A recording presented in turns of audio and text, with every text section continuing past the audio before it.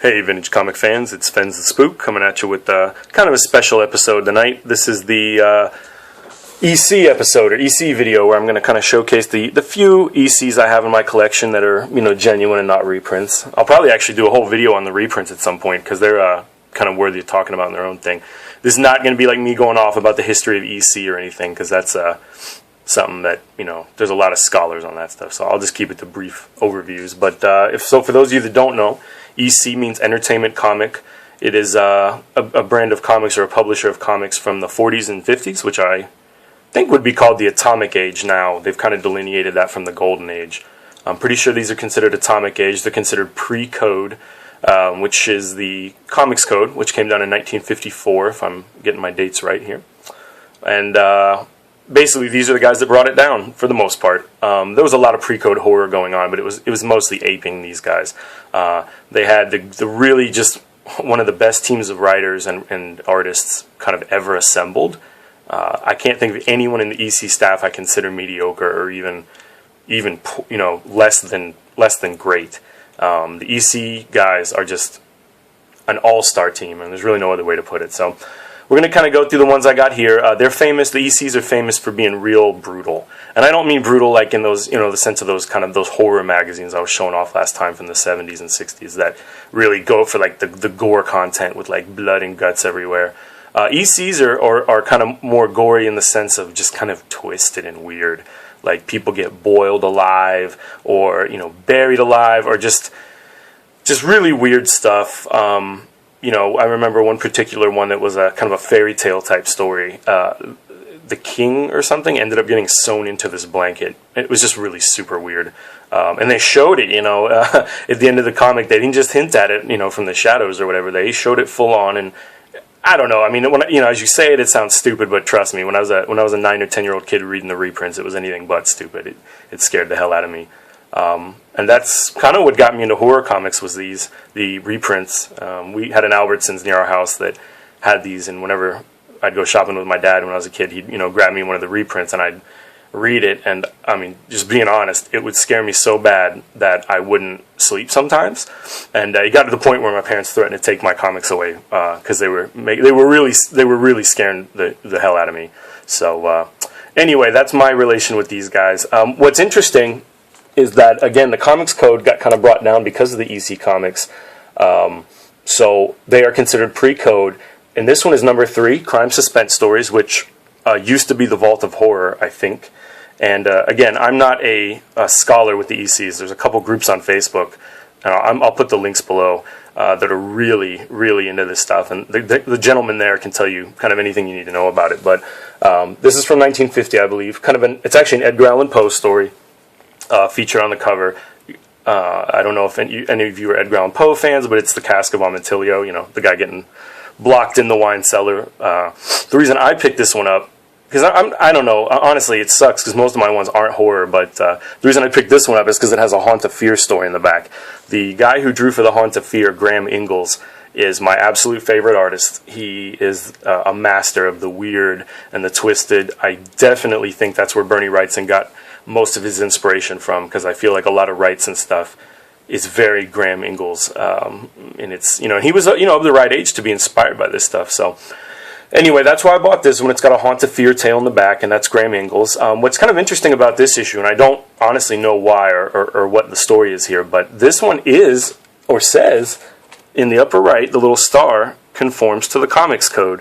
I don't know. I don't know what's up with that, because the Comics Code was not in existence yet. Maybe this was their attempt to put their own Comics Code into place to kind of keep off the bad attention. I really don't know. I know that this is 1950, and I know it's considered pre-code. So if any of the EC scholars want to let me know what's up in the comments, that'd be cool. So this is number 3, Crime Suspense Stories. Again, with that Haunt of Fear tale in the back. This is number 14, Crime Suspense Stories. And notice there's no star in the upper corner. There's no Comics Code thing here. And again, this is a pre-code book, so I'm really not sure what's up with that at all. Kind of a point of interest, to be honest with you. But so real quick, back to the first one. The artist here is Johnny Craig. Dead giveaway is he always puts his little name and signature down there in the corner in a circle. But the faces are kind of the giveaway for Johnny Craig. He has this weird kind of like grinning maw thing he does with mouths, and the eyes are often just white balls with little tiny black dots in them, like you see in this gentleman here. It's that face is a dead giveaway that it's a Johnny Craig. One of the classic artists of the EC. He typically drew for the Vault of Horror, which is probably why he's drawn here. But they would, the Vault Keeper would appear in the Crypt or the Haunt of Fear as well. So he drew in all the issues. But yeah, Johnny Craig. This is also a Johnny Craig cover, though less noticeable. This cover is, kind of the ones that it catches you off guard. You kind of, well, this doesn't look so bad. And then you kind of see the guy pulling back what looks like an Oscar statue, and he's basically braining his wife with it. Meanwhile, a thief looks on, so you can kind of figure out what the story is there. A little murder mystery. Again, these were the crime stories. Still brutal, still weird, still people dying in really strange ways, but these, unfortunately aren't really the super cool ones, the horror ones. These are typically the most affordable, which is why I have these. I got these for, I can't remember anymore, but I know it was well under guide. The guy was just kind of trying to move them because they're not the horror ones and they're not what people are interested in. But, I think Johnny Craig stuff is cool no matter what. I think EC stuff is cool no matter what. So there's that one. This one, I don't really like comics in this shape. You can see the whole bottom cover is ripped. So, I took it because it's an EC. This one was a throw-in. I think it came with the other ones over here. The guy just gave it to me, so that's cool. An early one, or, well, earlier, I guess, maybe, in the shocks, because the cover here is kind of tame. I guess it's not early. It's number 11, not number 1, sorry. But it's a little bit tame. The guy's just stabbing his buddy while the girl looks on. So, I don't know. Not my favorite. Probably wouldn't be even if the cover was full. But it's always cool to have an EC no matter what, right? This one is real cool. This is a Feldstein cover. Again, dead giveaway. Feldstein in the box right there. This is called one of the face melt covers, or the face melt cover. The guy's getting struck by lightning, as you can see in the window reflection back there, and his face is literally melting. Again, by today's standard, it's whatever. It's, the same thing that'd be on a cover of a lot of image books now, but back then this was really striking, really, the guy's face is literally melting, chunks are falling off, his hair's on fire. I don't want to say accurate, I've never seen anybody struck by lightning, but, he didn't just crumble into a pile of black ash, his mouth is, all his hair's on fire, all his skin's melting, so really intense. It's got a Ray Bradbury story in here. So this is Shock Suspense number 7, probably one of the cooler ones I have for sure. The face melt cover is really rad. Feldstein, this is just me now, so the EC guys are probably going to eat me up for this, but Feldstein's the one I sometimes have trouble telling. Johnny Craig I can pick out, Graham Ingalls I can pick out, so yeah, there's a couple of EC artists that are real easy to pick out, but Feldstein for me is kind of tough. If his name's not right on it, I'm getting better at it, but I don't want to say he lacks distinction, because he doesn't. This is obviously, to me, a Feldstein cover, but it's just not as signature as maybe a Johnny Craig or a Graham Ingalls, right? Is this the only one? Yeah, this is the lone horror one I have. I'm real proud of this one, because it's actually in pretty good shape. This is Vault of Horror 34. This is a Johnny Craig cover as well. But what's cool about this is it has all 3 of them, and it's Graham Ingalls drawing the old witch. So, but this is kind of what I meant about Johnny Craig, that like grinning maw, kind of the idiot face, like and that guy up there. There's just something really weird about these faces, man. There's just something really, really strange about these, and I absolutely love it, man.